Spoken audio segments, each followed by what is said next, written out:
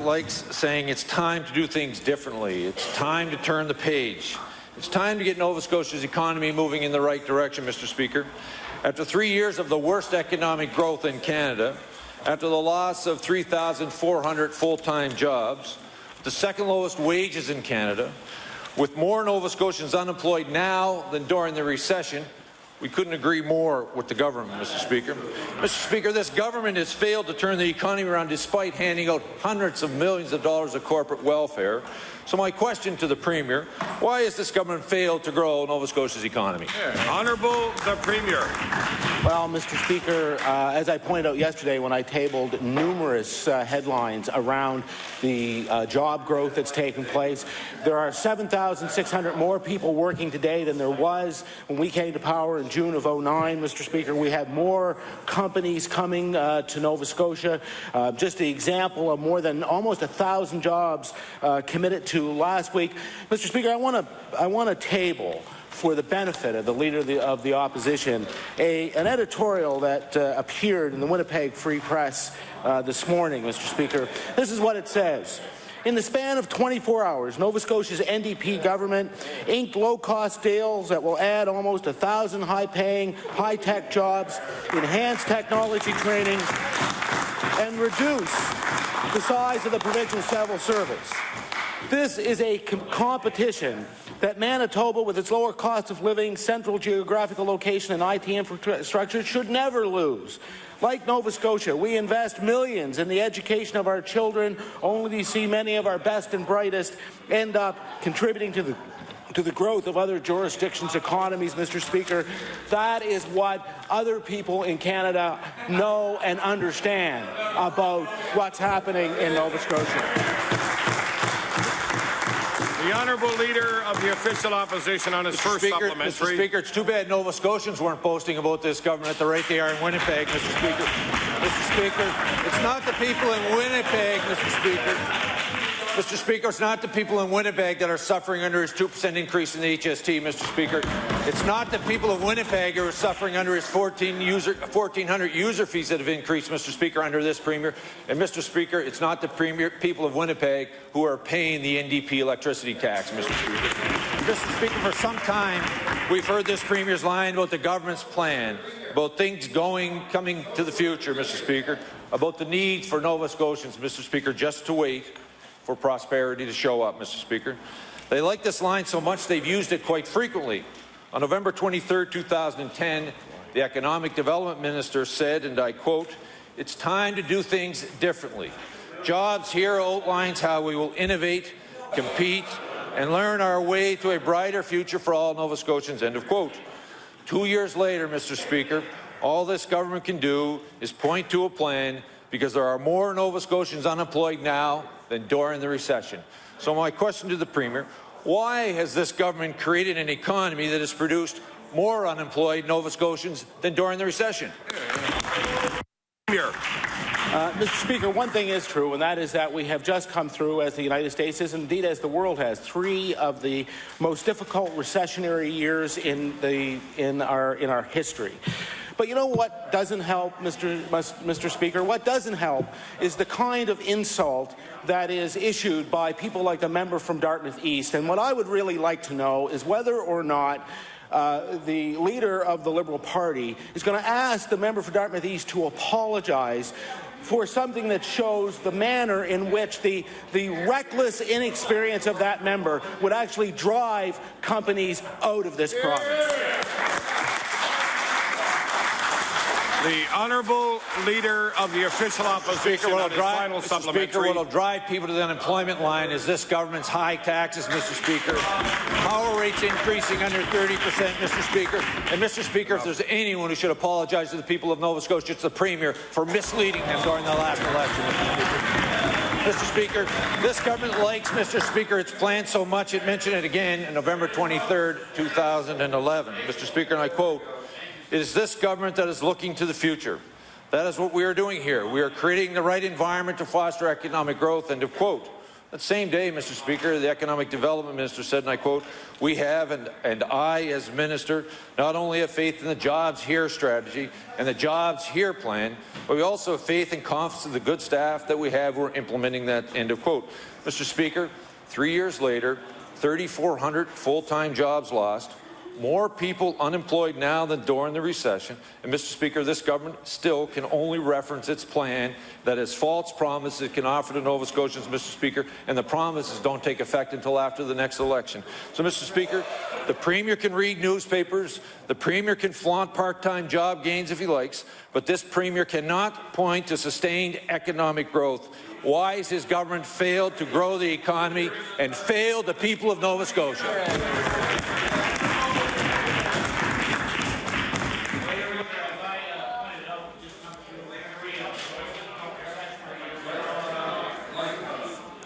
Honourable the Premier. Mr. Speaker, as I point out, we just came through three of the most difficult recessionary years in our history. But throughout that, Mr. Speaker, you only had to look yesterday at Nova Scotia and at Halifax, some 30 cranes over Halifax. First time in decades that has happened. We have signed the largest industrial contract in the history of this province. $1 billion being invested in our offshore after years of decline. Mr. Speaker, all of this is work that results from the Jobs Here plan. And Mr. Speaker, I would point out that that is a plan that actually came from the private sector. It came from the business community, from community representatives. What I can take from this and the questions of the Leader of Opposition is that he endorses the position taken by the member for Dartmouth East. And if he stands up again, will he also agree and support the comments made by the member for Glace Bay that companies like IBM are minimally competent? More insults to people who are coming here to do work. The Honourable Leader of the Progressive Conservative Party.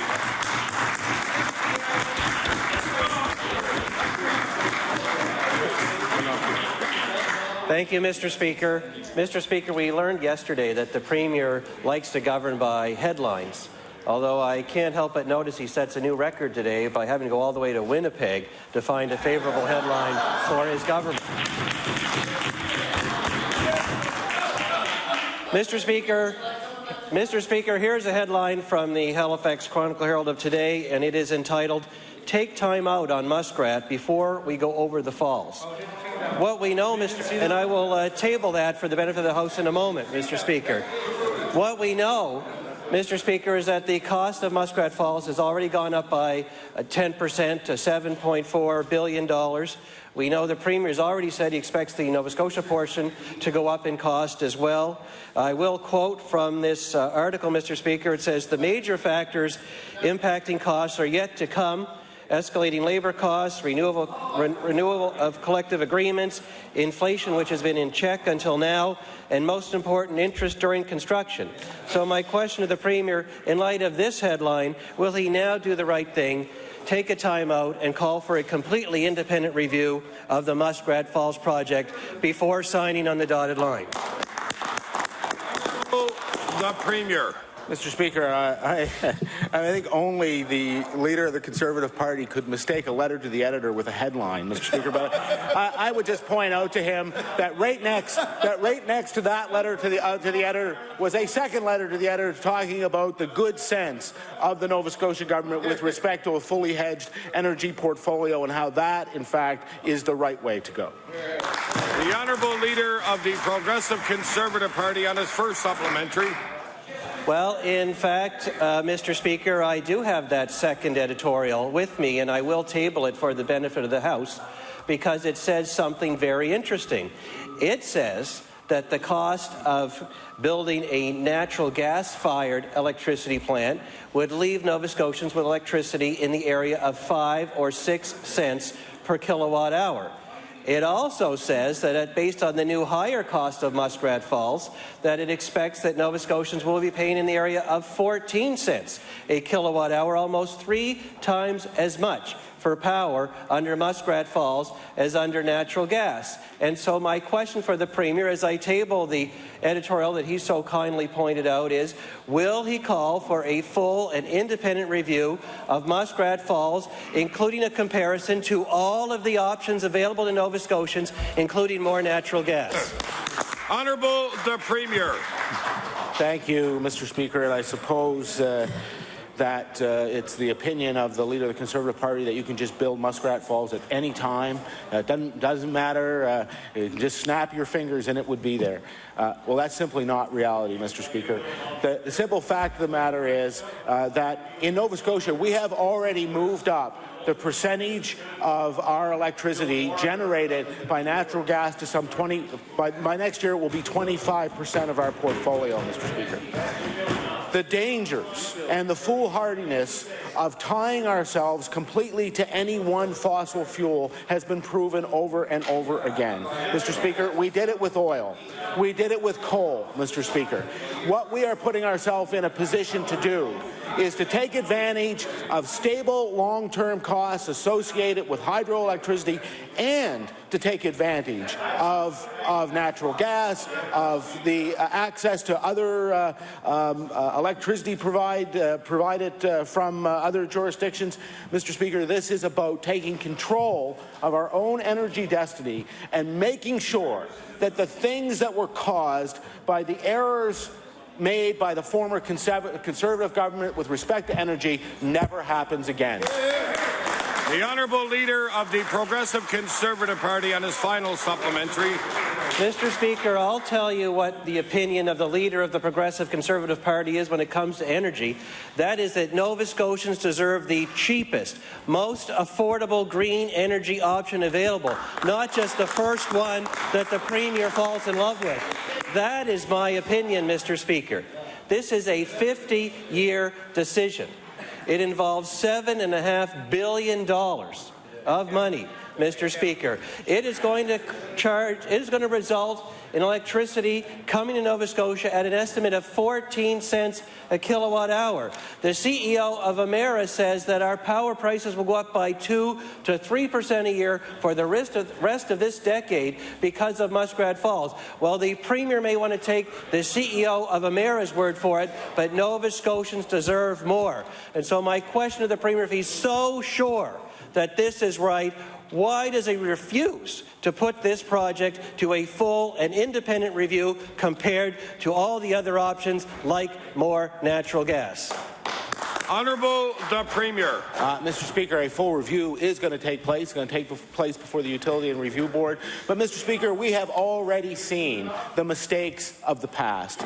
We have already seen the fantasies propagated by the Conservative Party with respect to energy policy. Just to give you an example, Mr. Speaker, we had 11. We had over the past number of years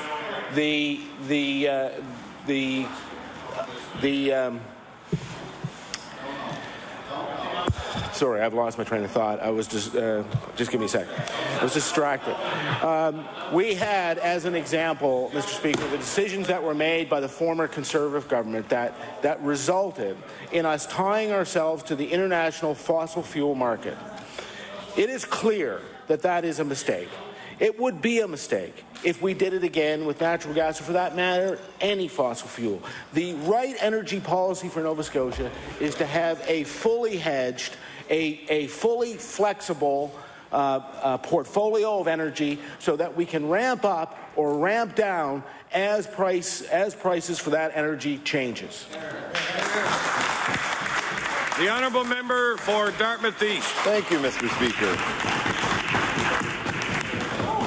My question is for the Premier. In September, the Premier travelled to China on a trade mission with a delegation of Canadian business leaders, bureaucrats, and other premiers. Now, trade missions are important, especially in the tough economic times like those the NDP have brought us here in Nova Scotia. There's no disputing that. But there is also no disputing the fact that politicians and public servants must respect taxpayers and their money. So, Mr. Speaker, My question for the Premier is a simple one. Does he feel he respected taxpayers and their money on his trade mission to China? The Honourable the Premier. Mr. Speaker, of course, the answer is absolutely. But what's more, Mr. Speaker, is that was not just a trade mission. I was there as the chair of the Council of the Federation with all of the other premiers from across the province, and we traveled not just with business leaders from Nova Scotia, but with business leaders from across the country. We met with the senior leadership not only of the Chinese government, but the business leadership throughout the areas in which we were fortunate enough to be. Mr. Speaker, as you know, China is a huge emerging market for all of Canada, and of course one that we need to be in. The honourable member for Dartmouth on his first supplementary. Mr. Speaker, I think people of all parties would be pleased that Nova Scotia was represented as the chair on that mission, but it really doesn't address the concern, which is, according to the Premier's expense claim, which I will file for that trip, his return airfare for that trade mission cost $7,135.50. According to aircanada.com, return airfare from Halifax to Beijing can be purchased for as low as $2,422, or about one-third of the Premier's flight. That's an economy class ticket, Mr. Speaker. The interesting thing is that according to that same document, which I will table, return airfare in first class can be purchased for $7,200, basically what the Premier spent. Mr. Speaker, will the Premier confirm that during this time of austerity, during a time of belt tightening, during a time of cuts to education and health care, that he flew first class to China on the taxpayer's dime? Honourable the Premier. You know, Mr. Speaker, it's just such a shame when you see somebody reduced to these kinds of questions. You know, the simple fact of the matter is, of course, we travel so that we're able to get up, go to work, are able, in fact, to be able to do the work that the people of Nova Scotia, and in this case, the people of Canada, expect from us. Yes, that's right. The honourable member for Dartmouth East. Well, Mr. Speaker, I guess some of the other Nova Scotians who traveled in economy and some of the other premiers who traveled in economy will wonder what makes this premier so much more important. Mr. Speaker, the fact is, in the neighbouring province of Prince Edward Island, New Brunswick, they were also on the same trade mission. Premier Allward of New Brunswick paid $5,389.35 for his airfare, and I'll table that. Premier Giz of Prince Edward Island, who I'm sure also would have liked to have slept and be ready for the meetings, Mr. Speaker, his airfare was $3,762.24, and in fact, Premier Giz's total expenses for the trip, including all food and accommodations, were $6,452 less than the Premier's airfare alone. Mr. Speaker, why does the Premier feel entitled to travel first class when his maritime counterparts and other premiers and business leaders felt that in this economy he should be traveling in economy class? And I'll table that again. Honourable the Premier. Mr. Speaker, I just consider this to be a continuation of the kind of embarrassing work that is done by the Leader of the Opposition and his inexperienced caucus. Simple fact of the matter is, the simple fact of the matter is that we work hard on these trade missions, of course. In order to be able to respond to the demands that are there, we have to be ready and able to do that. I don't question the decisions that are made by other premiers. I'm sure they wouldn't question the decisions we made. But I was the leader of that mission. I was on every single one of those events. I was the one who had to be standing up, meeting the leadership in China and working not just on behalf of the people of Nova Scotia, but on behalf of all of the other premiers as well. And I can tell you that one of the things that was most gratifying about that is almost without exception, every single premier on that trip came to me and thanked me for my leadership on that mission, Mr. Speaker. I hope that satisfies the inquiry of the member for Dartmouth East. The honourable member for Dartmouth East. Well, Mr. Speaker. New question. It is a new question, yeah. Well, Mr. Speaker, I'm sure that the other premiers are happy that this premier thinks he's more important than others. I'm sure that when I go and talk, Mr. Speaker, I'm sure that when I go and tell parents who can't get an assistant for their child with special needs in the education system, or who are waiting for a hospital bed, or we're paying higher tuition when the NDP came to power promising frozen tuitions, I'm sure that will make them feel a lot better. Mr. Speaker, that wasn't the only time, though. October 2011, there was another trade mission, this time to Israel. Maybe the Premier will like to explain why he was justified on this time. And I'll table this. Mr. Speaker, the Premier's return airfare on that trip was $7,506.03, $400 more, incidentally, than we paid to send him to China. And according to Air Canada, there were 20 different return flight options from Halifax to Tel Aviv, each and every one of them cheaper than the Premier's ticket. In fact, the most expensive first-class return flight to Israel available at the moment, or business class rather, is $4,540, which is $3,000 cheaper than the flight the Premier booked, which suggests the Premier actually didn't even book in business class, but booked in first class. Mr. Speaker, did the Premier fly first class to Israel on the taxpayer's dime while gutting the public education system? Honourable the Premier.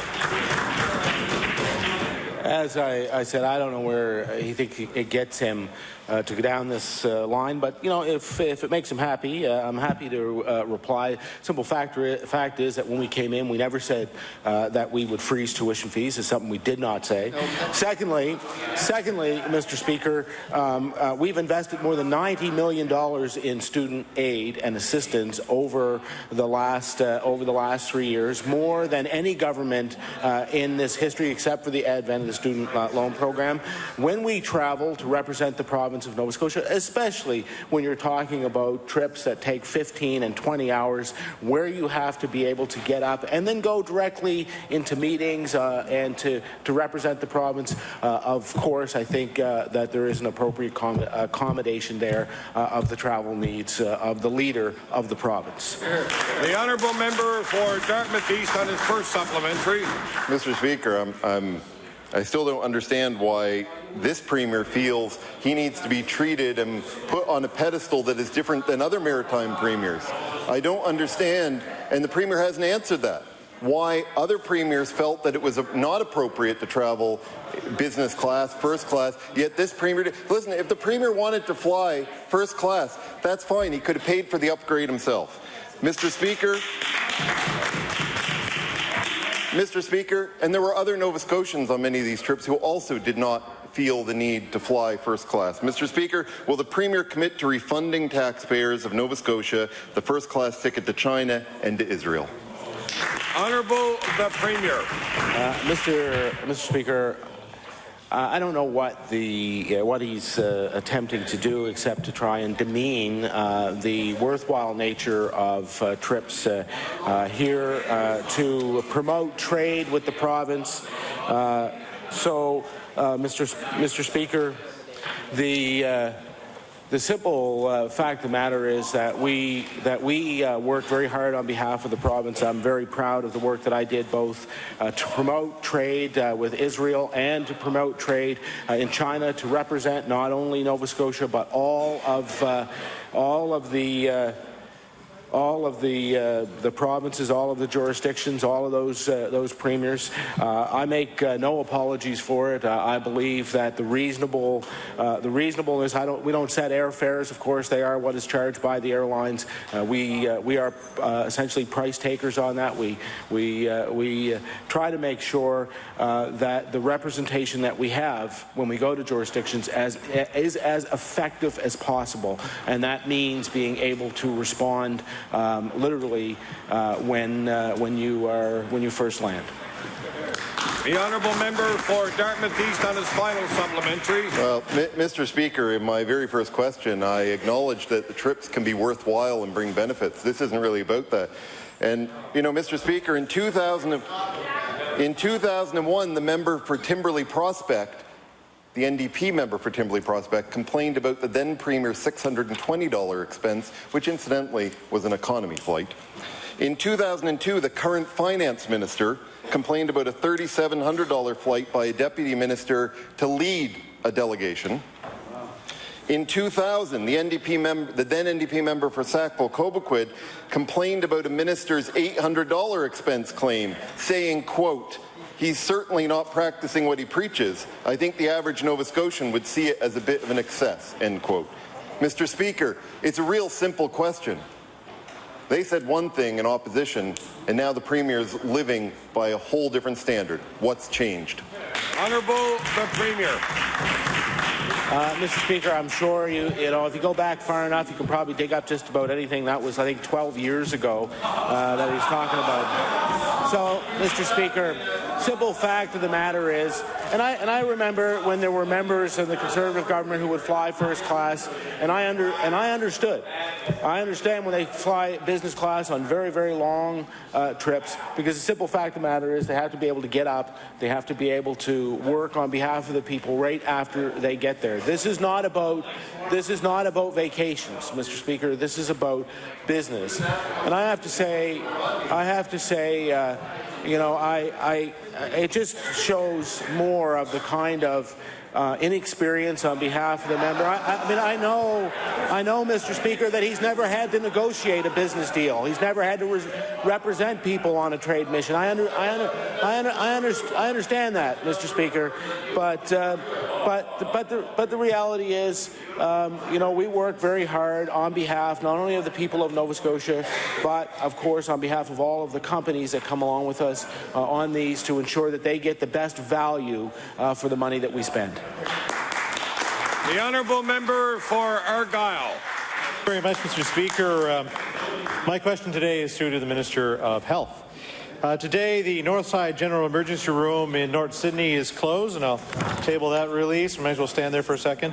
Last night, the emergency room at Fisherman's Memorial Hospital in Lunenburg was closed. Tuesday and last Saturday night, the emergency room at Soldiers Memorial Hospital in Middleton was closed. And I also believe the hospital in Digby will be closed a whole slate of times over the next number of days. Listen, Mr. Speaker, the Premier made a commitment before he was elected to keep emergency rooms open 24 hours a day, 7 days a week. He's broken that promise to Nova Scotians. He said one thing to get elected and, of course, delivered something different. So my question to the Premier today, why did the Premier tell Nova Scotians he would keep the emergency rooms open 24 hours a day, 7 days a week? Honourable the Premier. Mr. Speaker, it is true. It has taken a long time to clean up the mess that has been created by the former health ministers in the Conservative government. But here's the good news. In the collaborative emergency centres, where they have been open for comparative periods of time, we have taken emergency room closures from 2,100 hours down to below 50, Mr. Speaker. And the only reason it's at 50 is because those collaborative emergency centres are actually working through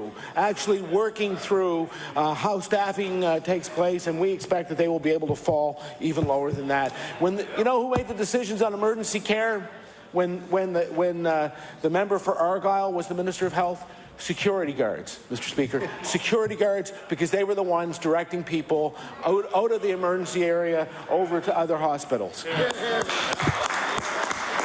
The honourable member for Argyll on his first supplementary. Well, I'm glad, Mr. Speaker, that the Premier is able to provide a statistic on how much closure we're having across the province, because to make matters worse, the Premier and the Minister are failing on the commitment. In 2009, they made it a law that would annually table an accountability report with the dates that all emergency rooms in the province were closed and, of course, the reasons, Mr. Speaker, for those closures.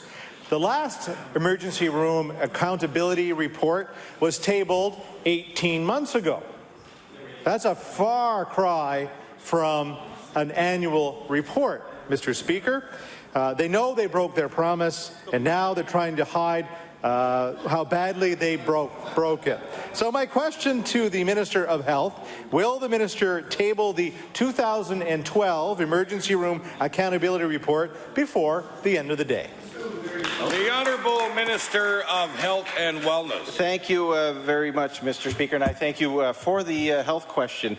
No question, I'm more than willing to stack up our results when it comes to emergency room closure compared to their results when they were in government, Mr. Speaker. I can tell you, and he could talk to his own leader, he could talk to former Minister of Health in the Liberal Party, he could talk to the leader of the Liberal Party. The changes we are making are improving access to care. It's keeping emergency rooms open, Mr. Speaker. And just as we said, we want to be accountable to Nova Scotians.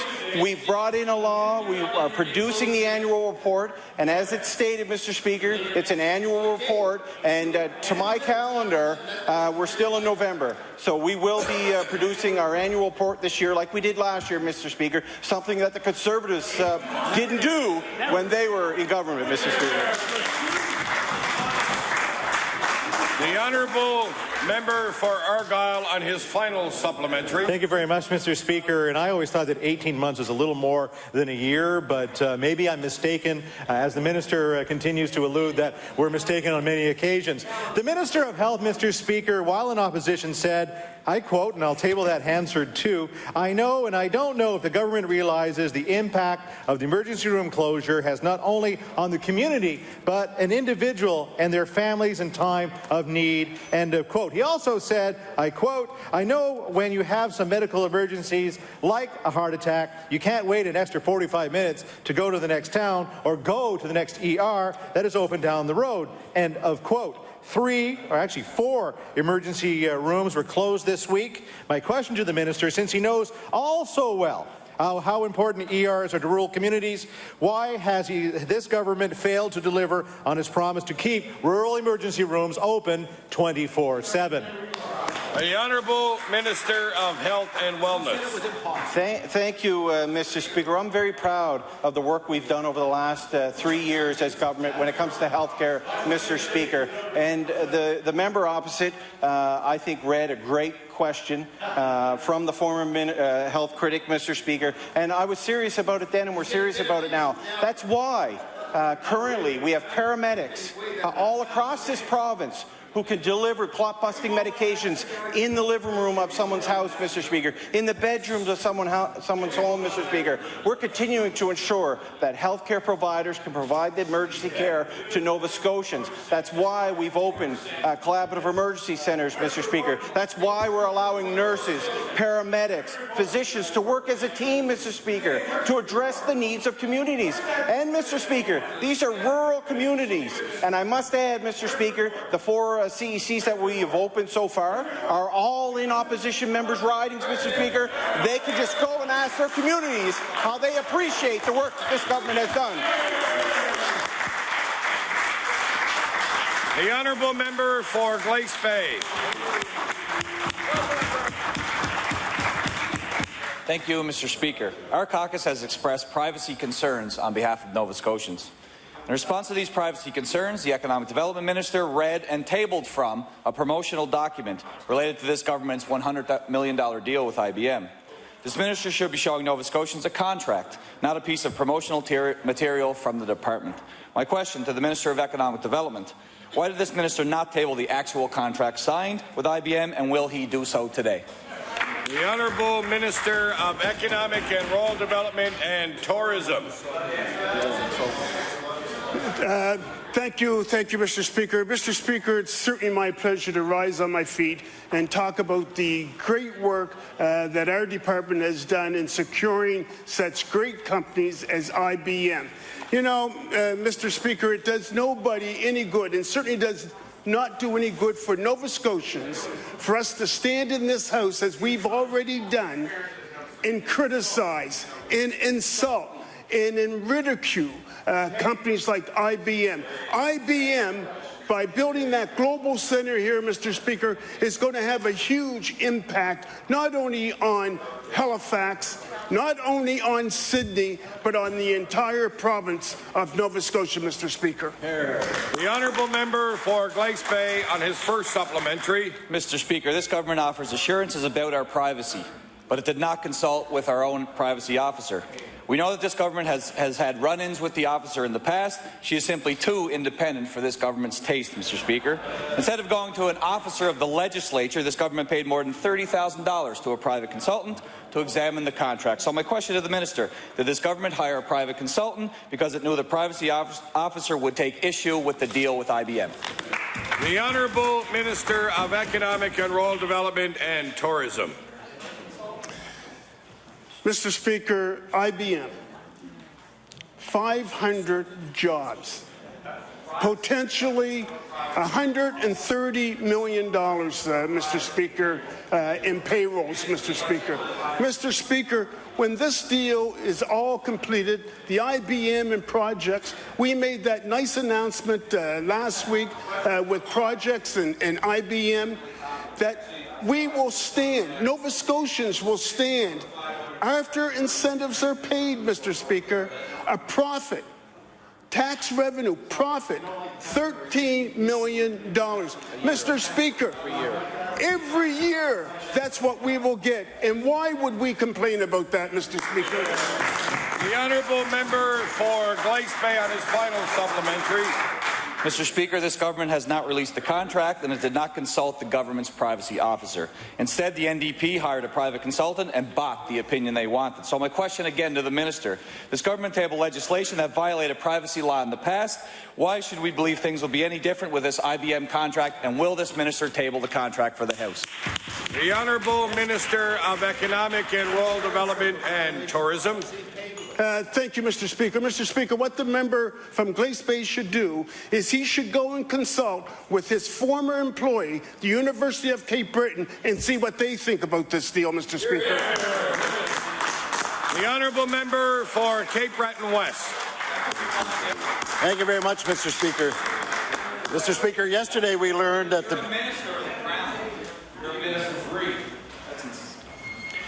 Mr. Speaker, yesterday we learned that the Bennington Group stepped away from the MV Minor salvage operation. And I'd like to read to you into the record the Chronicle Herald, Friday, October the 7th, 2011. Earlier in the day, the Premier said the province was considering towing the Minor because of concerns over its potential impact on sensitive fishing grounds. The Premier said provincial officials were talking with federal officials about dealing with the vessel.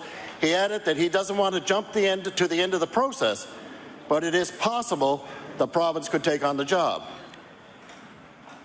Quote, you can do a proper salvage, you can do a proper tow, you can do all of those things, and none of them are being ruled out, end of quote. The Premier said, thank you, Thursday morning's cabinet meeting. It is necessary for us to see this matter is dealt with in an expeditious way as fashion as possible. He also said, it is a big word. It is. The Premier also went on to say, Mr. Speaker, and I quote, we're doing everything we can at this point. Big words. Amazing. That's pretty cool. Amazing. Amazing. Is there a question mark in there somewhere? Order, please. Honourable Member from Cape Breton West has the floor. Thank you, Mr. Speaker. The Premier went on to say, we're doing everything we can at this point to make our point to the federal government that let's deal with this now, and if we have to sort out who pays later on, then we need to do it. End of quote. Mr. Speaker, I'd like to know what has changed in the Premier's thoughts in the 1 year and 39 days since he made that. That's their problem. Speaker, nothing has changed, and in fact, that's the unfortunate fact. Except that the wreck is continuing to deteriorate. What I would ask of the member for Cape Breton West is that, you know, if he has any influence with his colleagues in the Conservative Party and the federal government, I would ask him to try and exercise that and ask them to live up to their responsibilities with respect to this matter and not ensure that his constituents have to suffer as a result of an erosion of the ability that the provincial government has to be able to provide service. This is the responsibility. It is an obligation that should rest with the federal government. We ask them to recognize that. And as I said before, we were not going to rule out any possibilities. We don't today. The simple fact of the matter is the wreck is now a wreck and you can't tow it. That's a simple fact. So, Mr. Speaker, if the member for Cape Breton West has any helpful advice, I would be pleased to hear it. Hear, hear. The honourable member for Cape Breton West on his first supplementary. Mr. Speaker, on the 7th of October 2011, the Premier said, it was reported in the Chronicle Herald, meanwhile, the Nova Scotia government has arrested the Greek tug that was towing the vessel. A government spokeswoman confirmed the move several hours after Premier said he would make sure the stricken vessel is quickly removed if the current salvage operation gets bogged down. We are 404 days past that statement. The operation has got bogged down. What is the Premier going to do for the people of Manitou and surrounding areas? Honourable the Premier. Mr. Speaker, we're going to continue to do what we've been doing, which is exercising due diligence on their behalf. We worked hard, the department worked hard, along with the federal officials to ensure that we provided the absolute best cooperation in getting the Bennington Group the kind of cooperation that they needed. Unfortunately, you know, the company, which incidentally is hired by the actual owner of the vessel, the member for Argyle says, how did that work? Well, the fact of the matter is, Mr. Speaker, didn't work. And we're all poorer off as a result of that. We would have liked to have seen them achieve their ends. But, Mr. Speaker, it is not the responsibility of the Order. The Honourable Premier has the floor. Thank you, Mr. Speaker. The member for Argyle wants to be argumentative just for the sake of being argumentative. No, so, Mr. Speaker, what we want to see is the matter dealt with in an appropriate manner. We want to see also the federal government take its appropriate responsibility for a situation that arose as a result of their inadequate action. The honourable member for Cape Breton West on his final supplementary. Well, thank you very much, Mr. Speaker. And Mr. Speaker, I recall this government announcing they were going to fix some dikes in Truro that were on private land, and how we have a private vessel that's on their property and they don't want to do anything about it. Now, again, on October the 7th, the headline reads, Premier won't let shipwreck MV Minor become a permanent fixture off of Cape Breton. It goes on in the story later on to say, and I quote, this is the Premier, and I quote, I'm less concerned about who has jurisdiction for it and more concerned about the fact that it gets done because we have both an inherent responsibility to protect the fishing grounds from pollution and an inherent right to protect ourselves from these kinds of circumstances. It also goes on to say, Mr. Speaker, I don't want this to get mired in the question of who pays. Dexter said, I want to get it done, Mr. Speaker. 1 year, 39 days later, 404 days, why is this Premier not living up to his commitment to the people in the Manitou and surrounding area and all of Cape Breton? Honourable the Premier. Mr. Speaker, the member for Cape Breton West can certainly read past press clippings. He doesn't seem to be able to read the ones from today. From today in the Chronicle Herald, Mr. Speaker, I will read what was said by Amanda McDougall, the coordinator of the Manitou Development Association. That's enough. We've been saying all along, again and again and again, that this wreck is the moral responsibility of the federal government. The province stepped up when it happened and tried to help, but now they have to come up with a plan that includes the federal government. Mr. Speaker, her group has sent countless letters to the federal government about their concerns without ever getting a response. Mr. Speaker, we're doing our job. Maybe that member over there could do his and help us get through to the federal government. The honourable member for Bedford Birch Cove. Thank you, Mr. Speaker. Seniors are finding it more and more difficult to make ends meet under this NDP government. While their incomes remain fixed, Mr. Speaker, the cost of living continues to climb. It's been reported that 1 in 13 seniors living in HRM are living in poverty, and I'll table that document. The most recent hunger count reports that over 7% of all food bank clients are over the age of 65, and I'll table that. Worst of all, Mr. Speaker, power rates have increased by 30% under the NDP. Mr. Speaker, will the Minister for Community Services please tell seniors in Nova Scotia why her government refuses to stand up to Nova Scotia Power and deny future rate increases? The Premier. Thank you, Mr. Speaker. Mr. Speaker, what we saw with the previous governments, both the former one and the former Liberal one, was that the burden that fell on seniors continued to increase. Under our government, Mr. Speaker, we took the HST off of home electricity, something that was opposed by the Liberal Party, in fact, campaigned against in the last election, Mr. Speaker.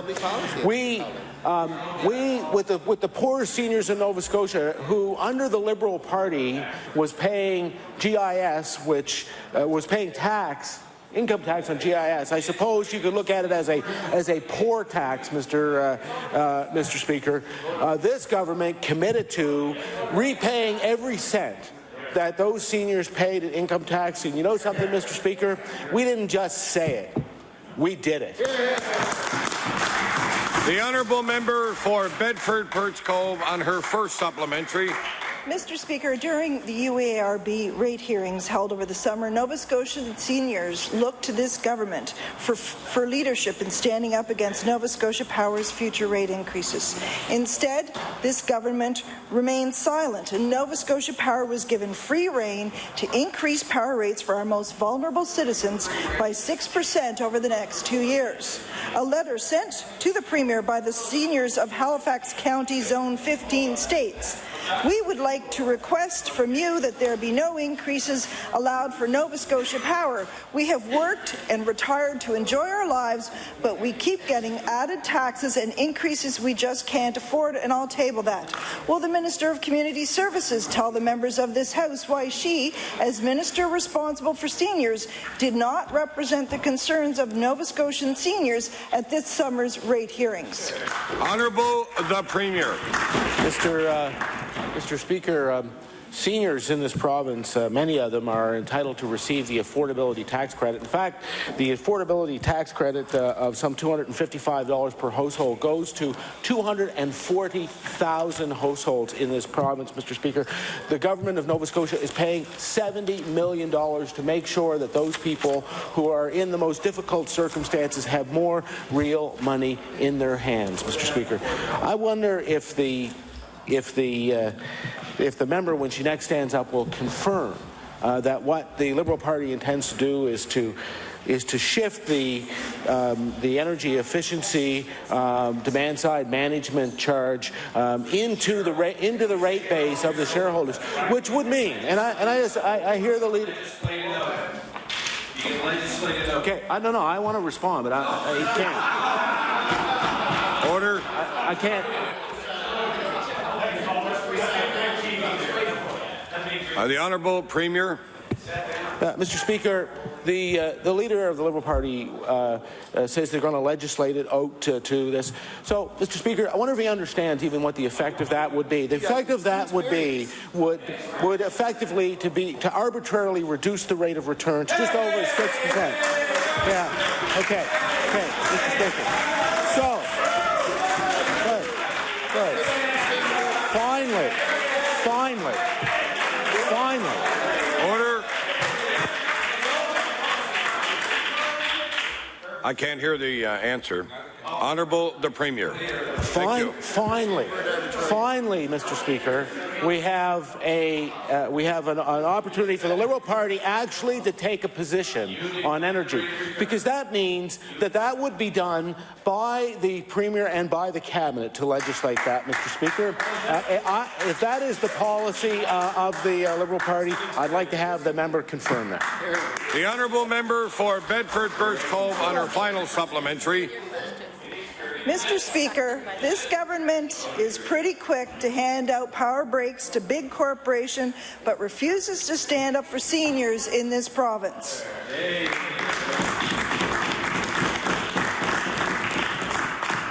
And Mr. Speaker, last week the Premier decided to give me a history lesson, which of course he was wrong about the facts. But let me just indicate to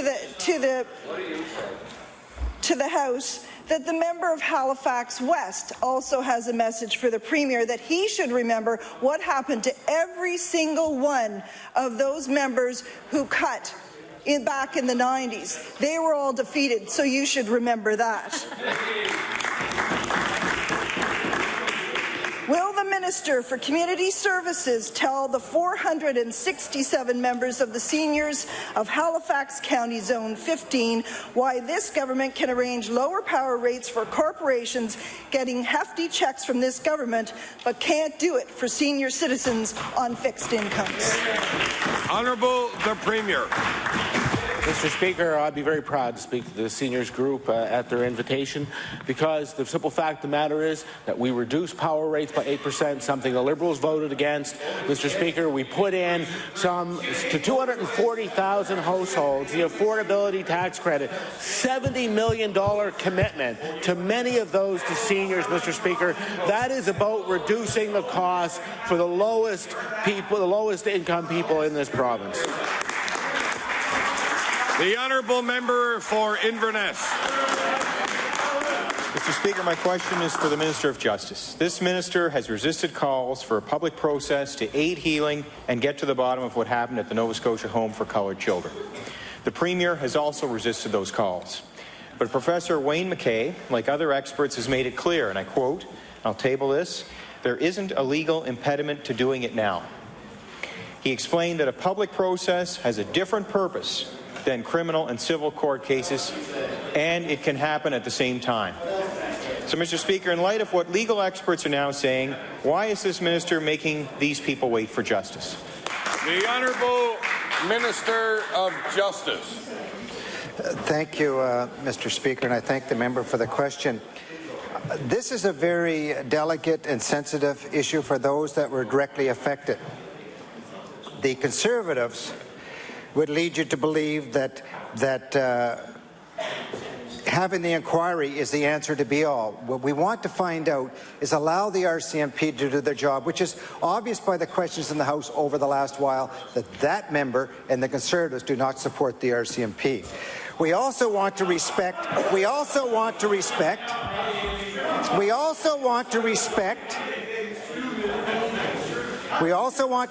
that there's a number of lawsuits going forward and that we want to get additional information.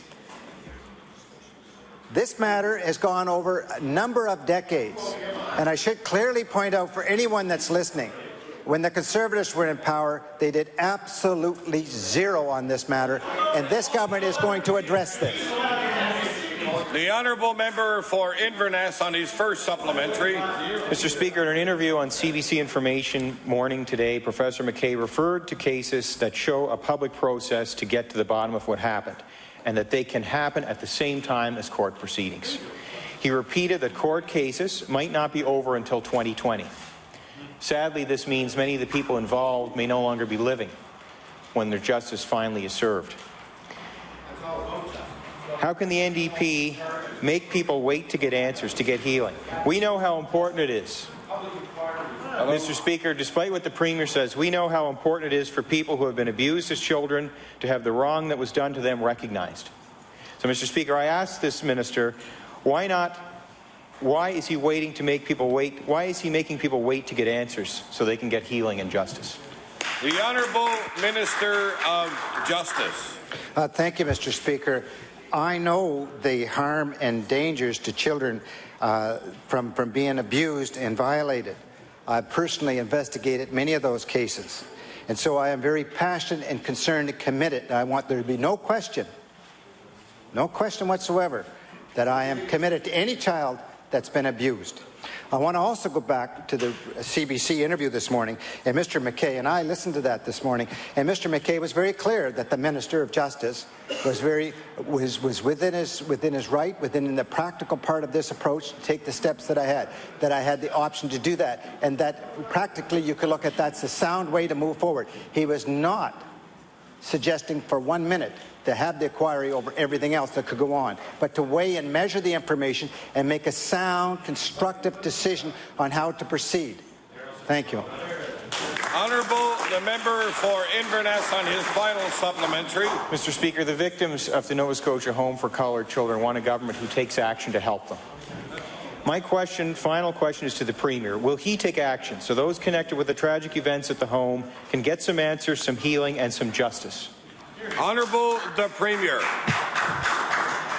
Mr. Speaker, we should not confuse the public inquiry exercise with the exercises of justice. We should not do that.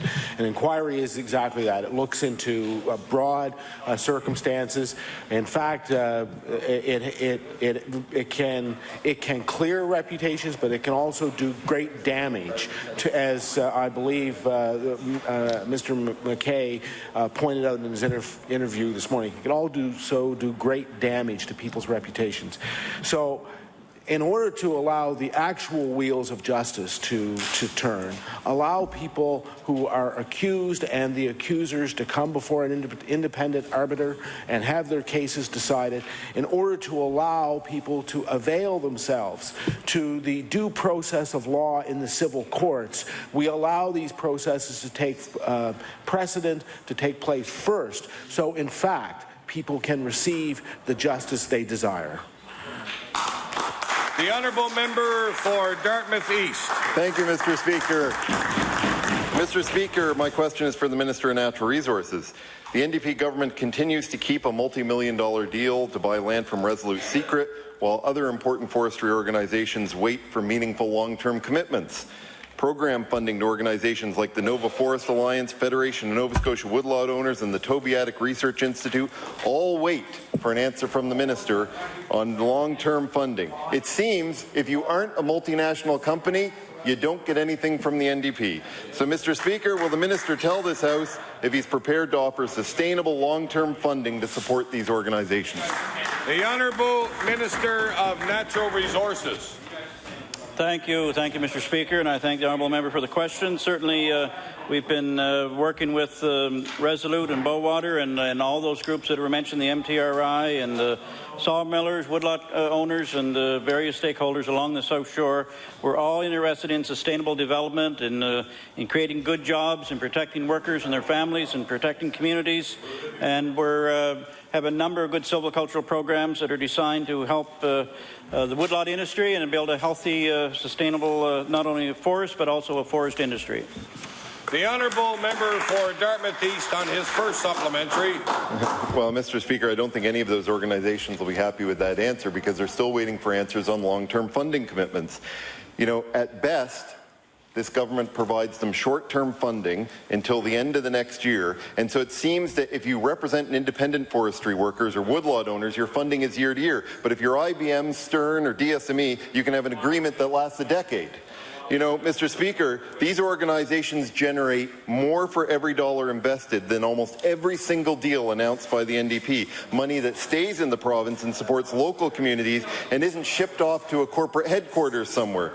So, Mr. Speaker, many of these organizations have now waited 3 years to hear from this government and to respond to their proposals, which are on the minister's desk, to diversify and strengthen the industry, yet they still lack a commitment, and in many cases an answer. So I will ask again, Mr. Speaker, I will ask again. You know, just today we were talking to a number of them who again pointed they are still waiting an answer for after 3 years. So, Mr. Speaker, is the minister prepared to offer sustainable, long-term funding to support these forestry organizations? The Honourable Minister of Natural Resources. Thank you, Mr. Speaker. And we all know certainly that silviculture is a good investment. It's an investment in healthy, productive forests. As a woodlot owner, I know the value of spacing, of pre-commercial thinning, of replanting where necessary, and we have been investing in programs for the woodlot industry. In fact, just last year, we had over $2 million in silviculture programs for small and large woodlot owners. This year, we have increased that by about $1.2 million, so it's up to about $3.2 million now, the amount of silviculture investment in this province. We've had road programs, we've had certification programs. We're working with all of these woodlot organizations to provide a better forest industry, and again, to build a healthy forest industry and a sustainable forest industry, as well as a good, strong, healthy forest industry. So I believe we are doing the right things to make sustainable development in our forest industries throughout Nova Scotia, and we will continue to build on that as we move forward. Thank you, Mr. Speaker. The time allotted for oral questions put by members to ministers has expired. I will now recognize the Honourable Minister of Communities, Culture and Heritage on an introduction. Thank you, Mr. Speaker. Mr. Speaker, with your permission, I'd like to make an introduction. Mr. Speaker, thank you. Mr. Speaker, in the East Gallery are two of our newest councillors to HRM Council, and with the indulgence of the House, I'd like to thank them for their offer to serve the public, congratulate them on their victory, and welcome them to the House. It's Mr. Steve Craig from Sackville and Way Mason from Peninsula South. Thank you. We welcome all our guests to the gallery and hope they enjoy this afternoon's proceedings. I'll now recognize the Honourable Member for Argyll on an introduction. Thank you very much, Mr. Speaker. I'd like to